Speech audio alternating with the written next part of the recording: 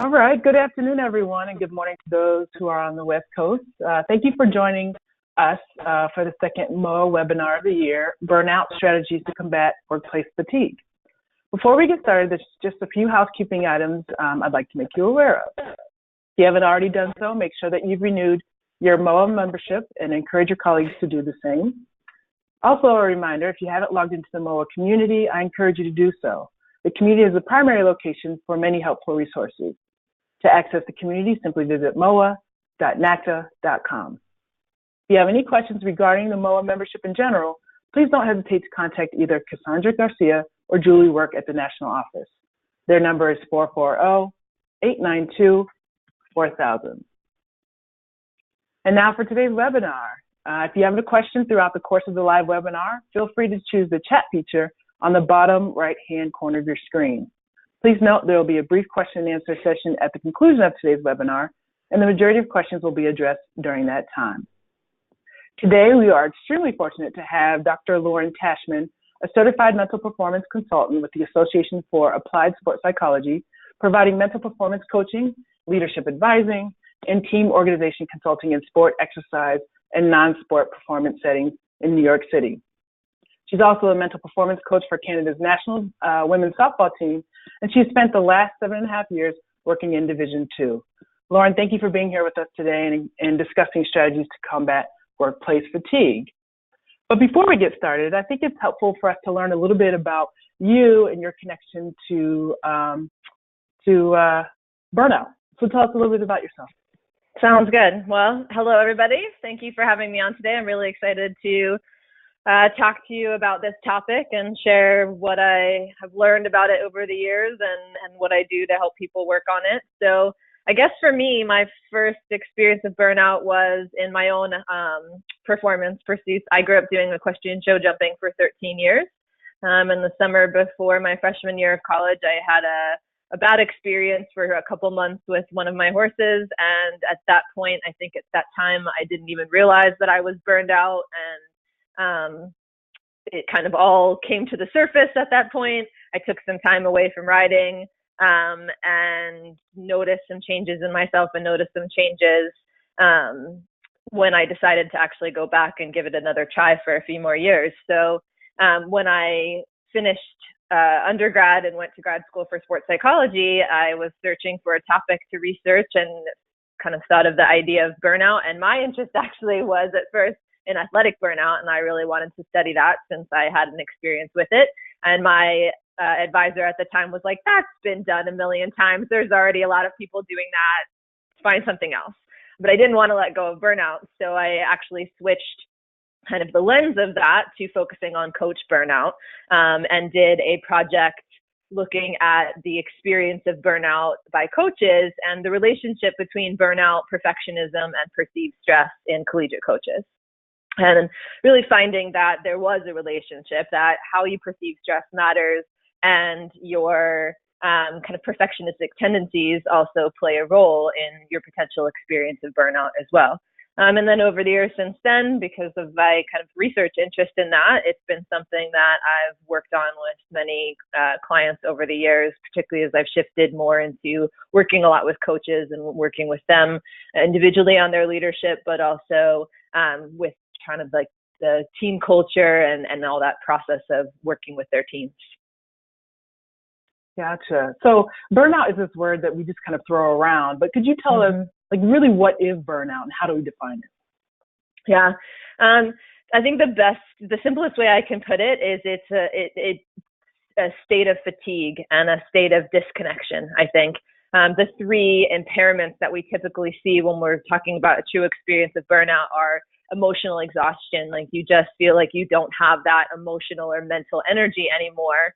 And that's different, right? Because most of the time, burnout gets experienced with something that we actually typically think we're pretty interested in and passionate about. So it's kind of like a foreign experience to then have this exhaustion where you don't want to do the thing that you're actually interested in doing in the first place. The two other impairments are depersonalization, where you start to kind of withdraw psychologically, and that can be withdrawing from others and isolating. So maybe when you're experiencing burnout, typically you would maybe spend your lunch, time going and talking to other coaches or going and talking to other people that you work with, but you find yourself not really doing that anymore and not really wanting to do that anymore. And you also find yourself tending to have this kind of pervasive negative mood all the time, a negative attitude about things.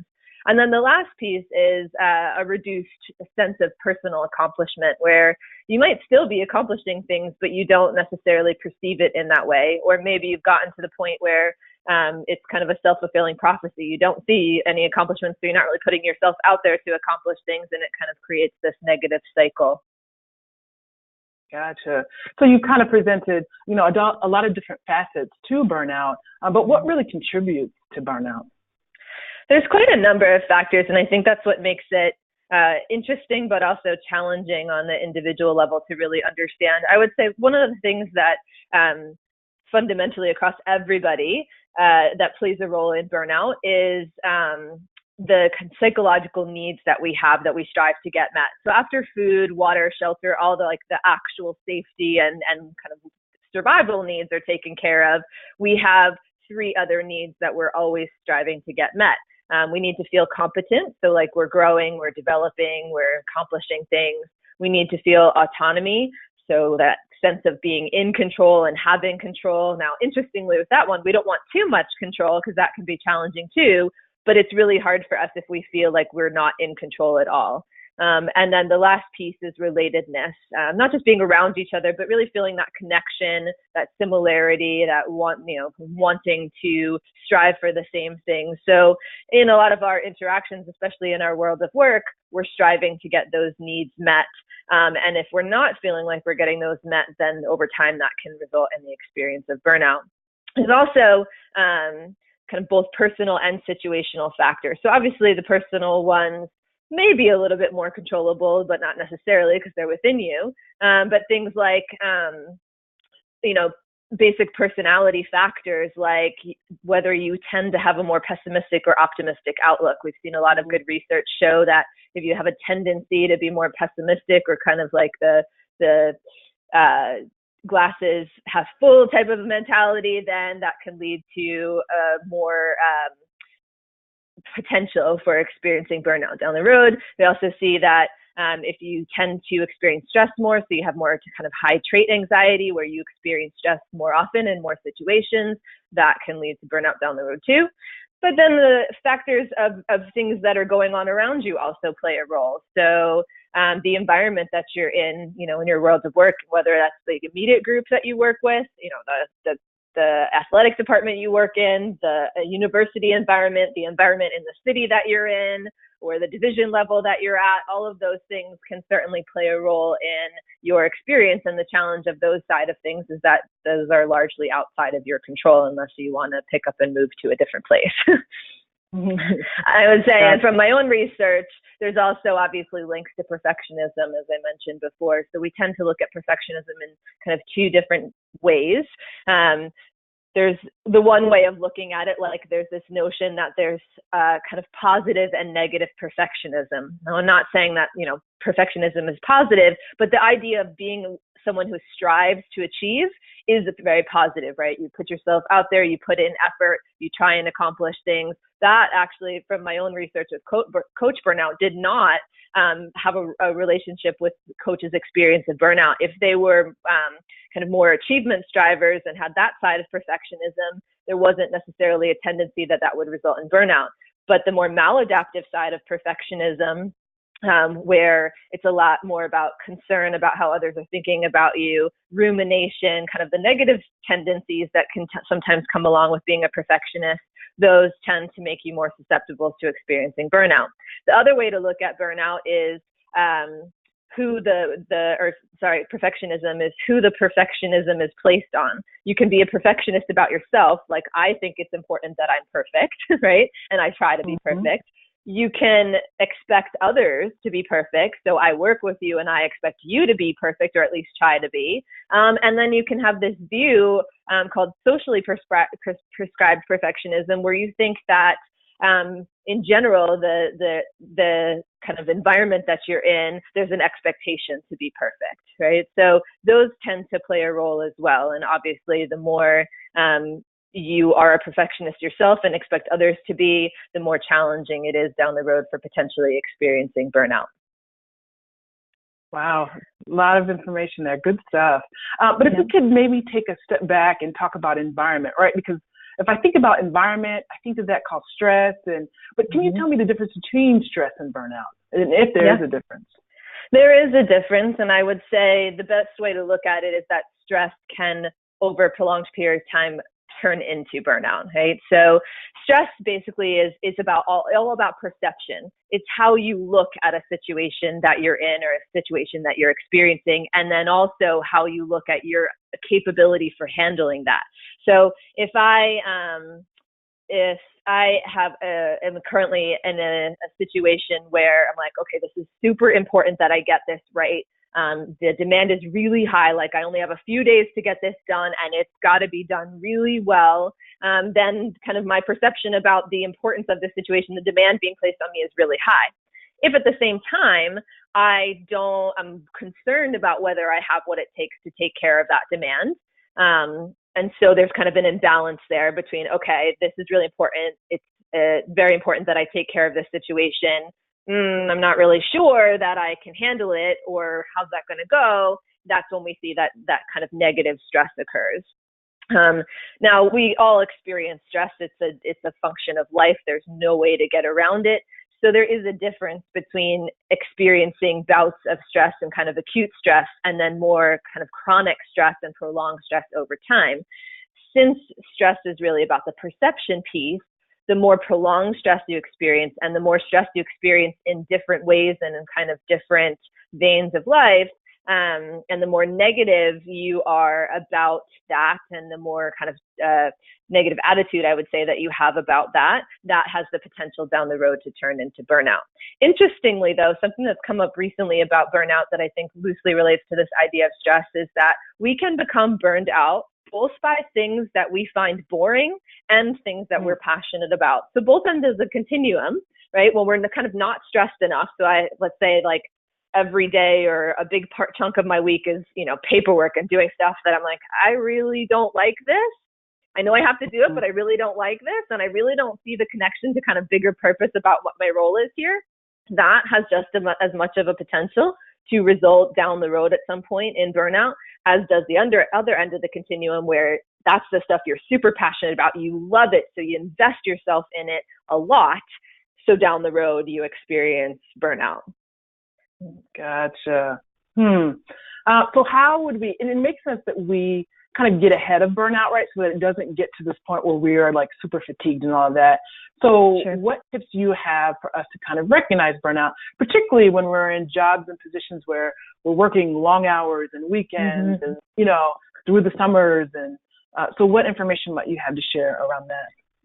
I think that self-awareness piece is really important. I mean, I know for me, that's a big feature of the work that I do with people. I think you have to really take stock of who you are as a person and what your strengths and weaknesses are, especially when it comes to this idea of matchup between, who you are and what you have to do in your daily job, as well as what your tendencies are when it comes to experiencing stress and how you handle it, right? If you know that you're the type of person that tends to be pretty reactive to stress, that's going to be important to really kind of prepare for that if you're going into a job that's going to demand that you have a lot of stress and have to handle it over a long period of time. So I think that part is really important, kind of that knowing yourself and knowing what your normal is, so that you can kind of prepare and prevent, I would say, take actions that help you better manage what you're about to experience, but also be able to use that as a way of noticing when you're kind of not in your normal state. And so you kind of notice those differences in yourself. I think also really taking a good stock of the how you your perfectionism and the expectations that you have out of yourself and out of something, right? If you know that you're going to expect kind of really high-end results out of yourself, or that others are going to expect those results, well, then you can kind of know that maybe that experience is going to be kind of stressful. And if you have multiple of those over the course of a period of time, then you're more at risk of burnout. So it's really about thinking about the kind of individual side of things. What are your risks and tendencies for burnout? And then taking stock of your job and your kind of daily life and saying, what am I at risk for? Also, really making sure that you're taking account any life stress. We know that, and this has been looked at a lot when we look at actually injured athletes, we know that more increased life stress results in a more challenging time with dealing with a particular stressor, right? So if I might be normally able to handle the stressors of my job and be fine with that over time, but if I've got some significant things happening in my life at the moment that are kind of taking that energy from me, then I might be have less resources basically to use to navigate the stress that I experience in my daily work environment. And that's the really way that you have to think about it, right? Is it's about our mental and emotional energy and how we use that mindfully, or know when we're kind of needing to use that in a way that maybe over the long term isn't going to be good for us. So I would say that was definitely a thing. The negative mood and mindset is a really key indicator, especially if you tend not to be that type of person, right? So if you tend to be kind of more positive outlook person and you find yourself really in that negative mood state, and it's not fleeting, it's not one of those like I've just had a bad day kind of things. It's more, okay, every time I tend to be showing up to work in this kind of negative state, or when I tend to get overloaded with things at work, that's when it tends to show up. That can be a pretty good indicator that you might be at risk for burnout or experiencing burnout at the time. I would say, negative emotions like frustration and anger, lack of enjoyment or engagement, particularly for the things that you normally do enjoy. Like if part of your job is let's say going and talking to coaches and kind of getting a finger on the pulse of how they're doing and how their teams are doing. And normally you love that. You love those interactions, but you're finding that you don't want to do that anymore. And you kind of have like I wish I didn't have to do this today type of mindset. Then that can be an indicator that, okay, maybe something is up here, because those things that I normally really like about what I have to do, I'm not enjoying them. So that's usually a good indicator that something might be kind of off there. I would say also, since stress is about perceptions, then we kind of look at the positive and negative side of that. I can go into a situation perceiving it as threatening, right? This is really important, or the demand is high on me and I'm not sure if I can take care of it. That's when I kind of look at the situation as threatening, versus the demand is high, I think I'm good, or at least I'm willing to try. Then we kind of look at that as a challenge, and that's more of like a positive experience with threat. So if you see yourself looking at more stressful types of situations as threatening versus challenging and exciting, or at least be, not able to kind of embrace that challenge and approach it in that way, then I would say that that could potentially be a good indicator as well.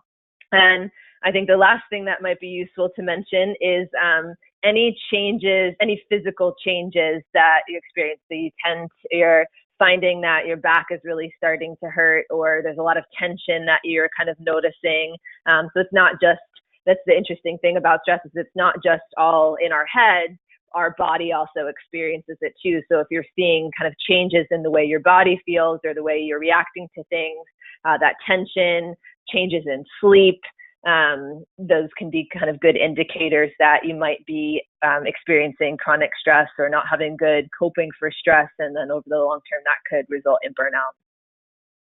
Gotcha. So you mentioned something about sleep, and I want to talk a little bit about that. But before we kind of go in that, so what piece of information that I just kind of discovered about sleep is a gentleman came to our campus a couple of weeks ago and talked to our students and student athletes about the importance of sleep and just mental health overall. And so one of the things that he talked about is kind of this culture of our students and student athletes, like only getting like 2 hours of sleep. And so the connection that he made is that whenever the military has prisoners of war, they generally will keep them up for long periods of time, allow them to sleep for 2 hours, and then like wake them back up.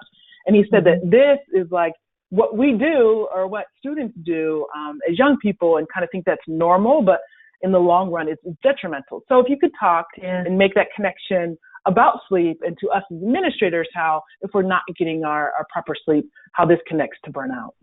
Sure, absolutely. This is a huge topic right now because we are finding that in a lot of different veins, it is now a societal shift to think that more is better, more work is better, always having your phone on you and answering your emails better, or what you have to do, right? Like that you have to do these things to be a high performer, a high achiever, that you have to do as much as you can, or you're not doing enough, or you're not good enough.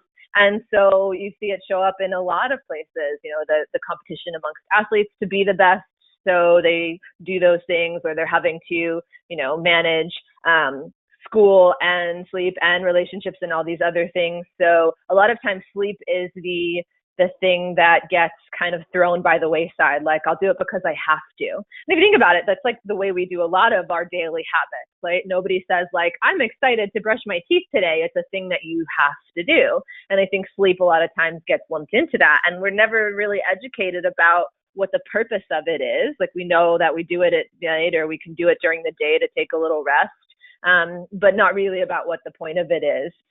It's really about that recovery, that the way that your brain and body kind of restore from the stressors and exertion from the day.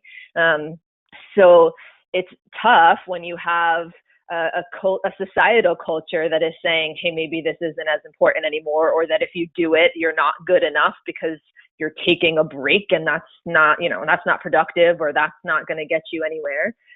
Or you have a job where it's set up in a way that you are not going to necessarily be able to get good sleep. Like, I would imagine, you know, I know from working in a collegiate environment for 7.5 years, a lot of times the administrators they're at the whim of other people, right? You can't just turn your phone off at night because it has to be on in case something comes up that you're going to have to deal with. You can't just say, okay, you know, like I know a lot of other business realms are thinking about this stuff for their employees, and some companies are adopting these like no cell phone policies, you know, at night. Like, we only answer emails during the day. Well, that's not how sport is set up. So that's not Sure. really possible.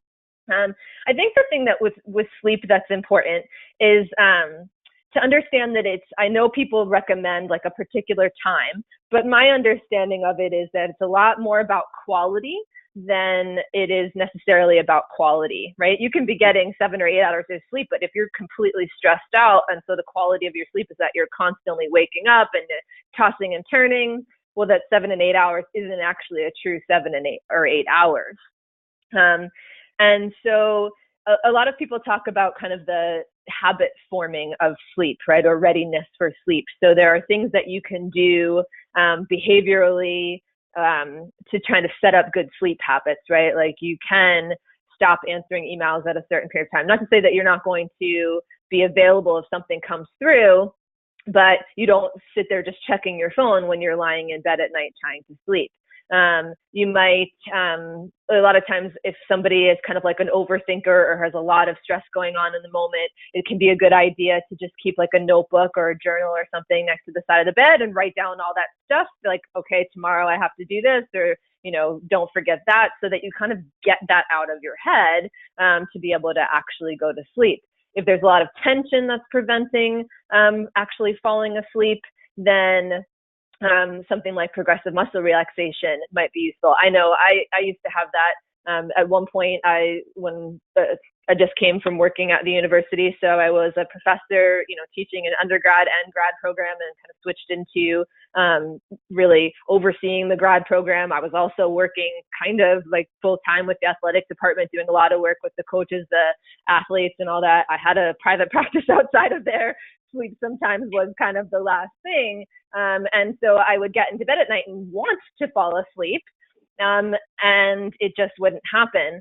And so what I noticed through doing progressive muscle relaxation, which basically, very simply put, is the idea of actively tensing and releasing muscles throughout the body to release the stress and kind of notice where your stress is. I noticed that I might be lying there in bed, but my jaw was clenched, my shoulders were hunched. And so just by going through the process of actively releasing that tension, it'll help me fall asleep. The newest thing that I've seen come out with this idea of getting kind of good sleep habits is something called sleep opportunity. So the idea there, and that comes from a researcher, Matt Walker, who's out at UC Berkeley. He talks about you might be lying in bed for 7 or 8 hours, but are you giving yourself the opportunity to sleep during that time? So if you're lying in bed but still on your phone, you're not giving yourself the opportunity to sleep. If you're lying in bed and still watching TV or, reading a book, like reading a book might be a good habit to help you get tired, but it shouldn't fall into that window of time that you're trying to sleep. So if you're trying to sleep, let's go the low end for 6 hours, but at the beginning start at that point of that time, you're still watching TV, still checking emails and all that, you're really actually only giving yourself the opportunity to sleep maybe 4 or 5 hours, right? So trying to get good habits in place where you give yourself the opportunity to sleep during that time. Even if you don't, even if you're just lying there in the dark, you give yourself the opportunity to sleep. And this, for me, when the connection to stress and burnout with sleep is more bigger picture, like how are we taking care of ourselves?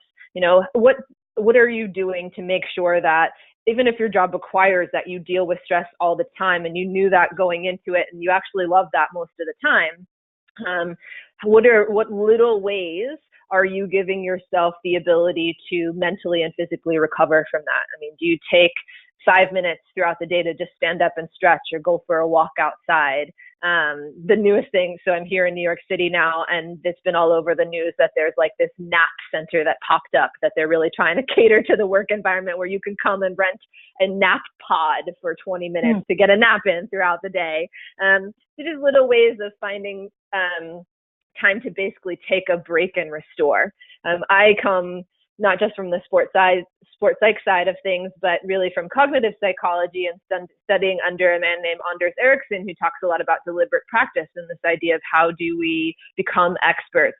And I think that lends itself a lot to the idea of really thinking about productivity and the limits of our attention, which basically we're not built to pay attention for very long periods of time. And if we do, it is very energy draining. And that energy draining can lead to more kind of negative experiences with stress, which over the long term can lead to burnout. So there was this really great study done that they looked at whether the difference between completing something, so if you had like a paper to write, something like that, completing it all in one shot, and some people really like doing that, like let me just get it done, or doing it for like 20 minutes, taking a break, coming back and doing it for 20 minutes, which is harder because then you have to garner up the energy to come back and keep working on it.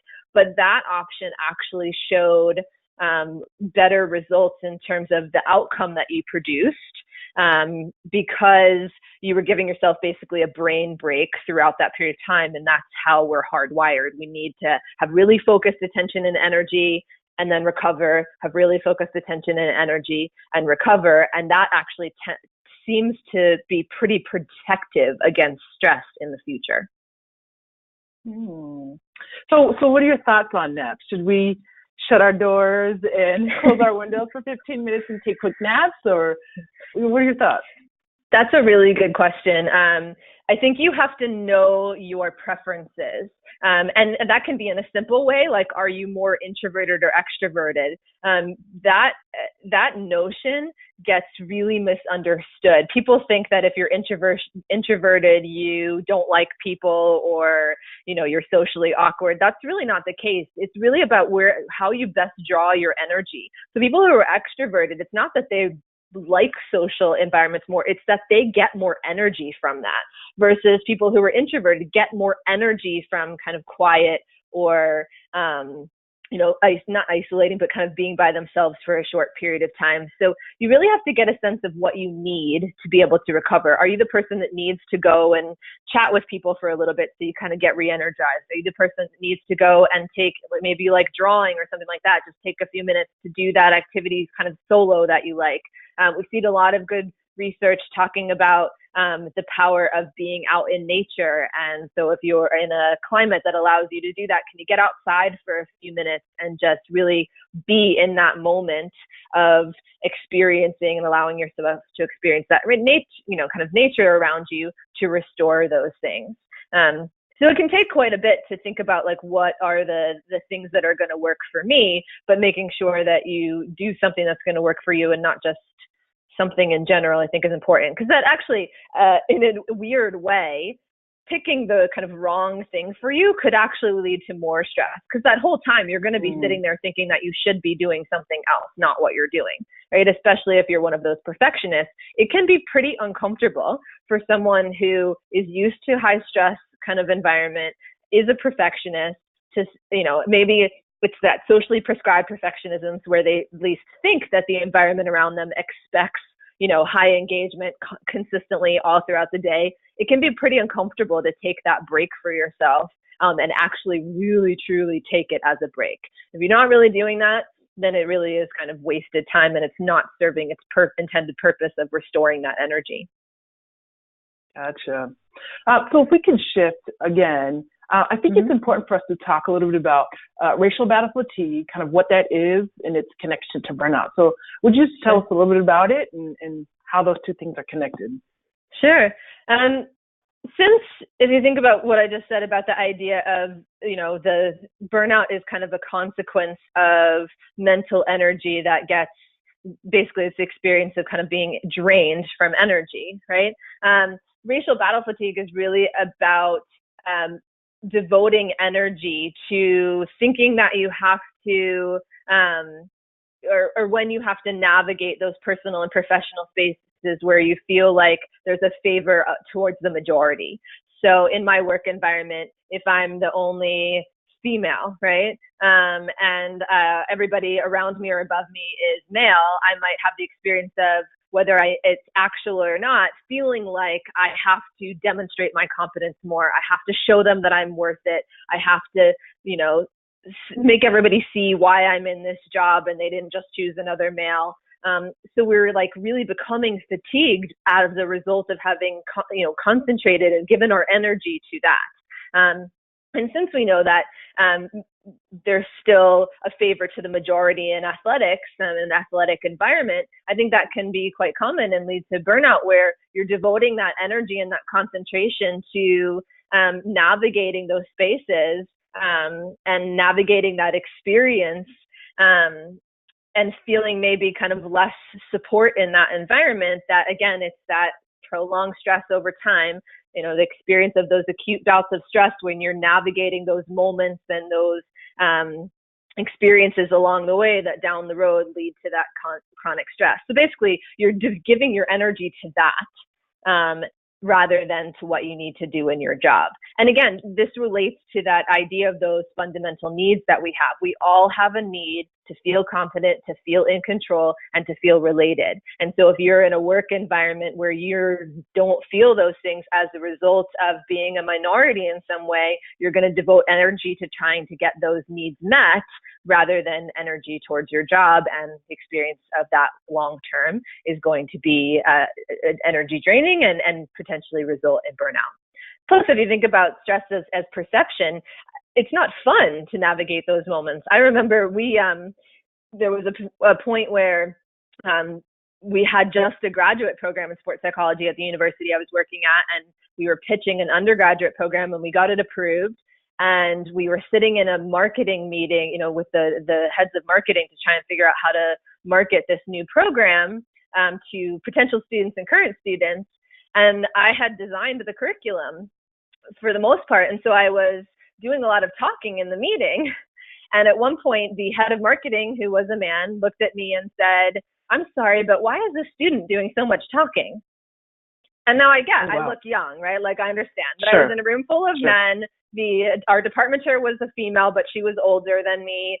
So I get that, fine. So that's fine, like a misunderstanding, whatever. But then if I look back at that situation and think about this idea, I can look back and think I started devoting a lot more energy after that to demonstrating that my competence in that scenario, right? Rather than just talking about the program like I was before, it was just this little shift in my lens that now I've got to show that I'm not just a student and why I deserve to be here. And if I have to do that on a daily basis and feel like I have to concentrate on that, that can certainly result in burnout at the end of the day.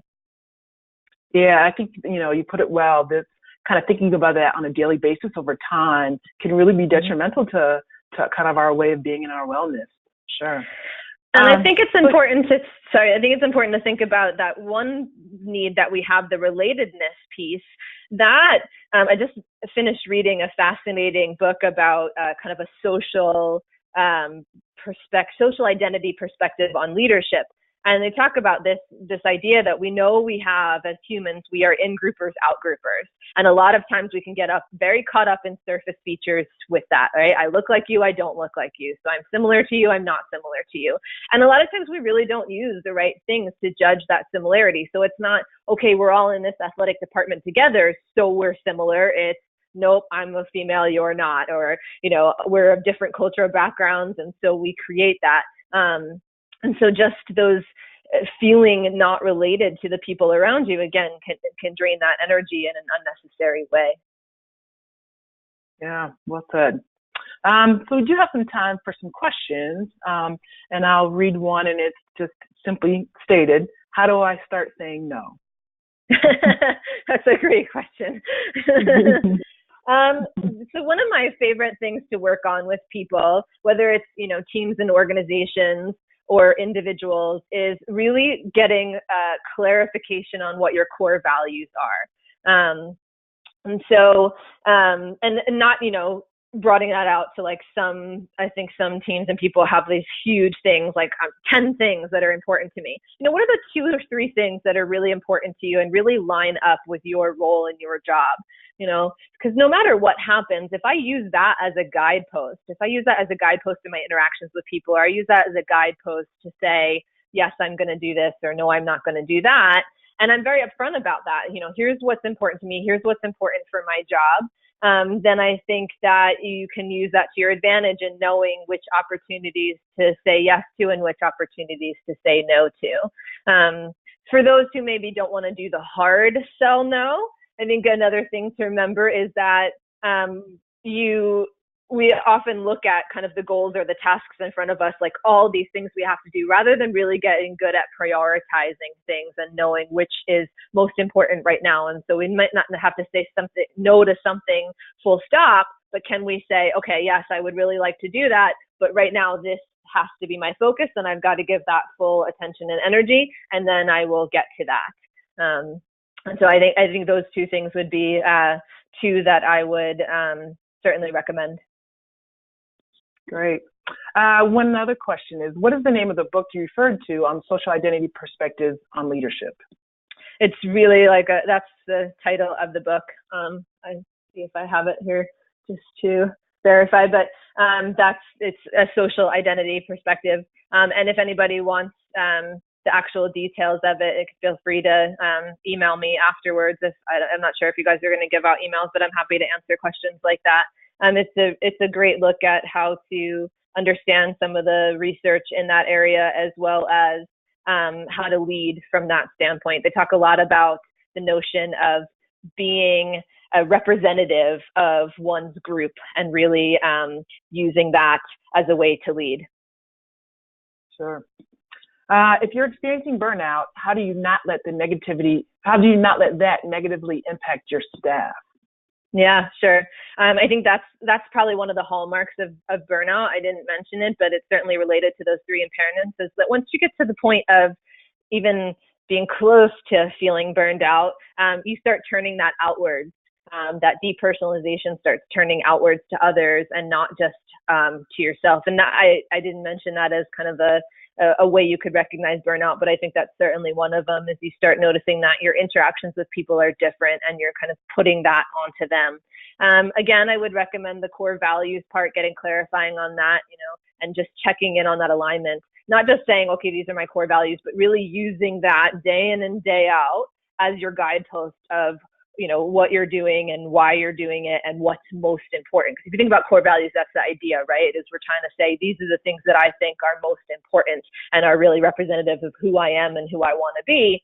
And so if you use that as a guidepost, I think that's important. The other thing that I would really recommend, especially if you haven't yet experienced burnout, or but you have a lot of high stress, or you're at the point where you're experiencing already, I would recommend getting into some sort of mindfulness practice. I know that this is like a hot topic lately, but you have to really understand what mindfulness is in comparison to meditation. But if I can put it very simply, the idea is to get better at recognizing where your mind state is and being able to do what you need to do regardless of whether or not you're in the mental state that you need to be in. So I'm able to kind of have that little bit of gap between what I'm thinking and how I'm feeling and what I need to do. And that gives me the opportunity to say, I know I'm not feeling great right now, but I can still go and have that meeting with the people I need to meet with and be okay about it. And it sounds like it's going to take a lot of energy to get to that place where you could come from there. But really, mindfulness practice can be done in just a few minutes a day. And it's more about the consistency long term. And you'll see pretty big changes in that ability to notice where you're at and kind of refocus onto what's important in only a couple of weeks or so of doing that practice. It happens pretty quickly, and it's pretty effective. The last piece, and this comes more from positive psychology, is the practice of gratitude. And that's the idea about shifting the lens away from the negative, right? There's always ways that things could be worse. Like there just is, it might not seem like it in the moment, but there's always something to be grateful for. There's always ways that we can recognize that even though this might feel awful now, there still is something somewhere in my day or my life that I can be grateful for. And by pointing myself in that direction, it helps take me away from that kind of negative mood state. All right. So you've certainly shared a lot of great information. And one thing that I think that I can certainly take away is the piece of information that you gave about kind of recharging. And as an extrovert, that going out and kind of connecting with people will allow me to recharge instead of, maybe taking a nap at my desk or reflecting on my own. Sure. So I appreciate that information.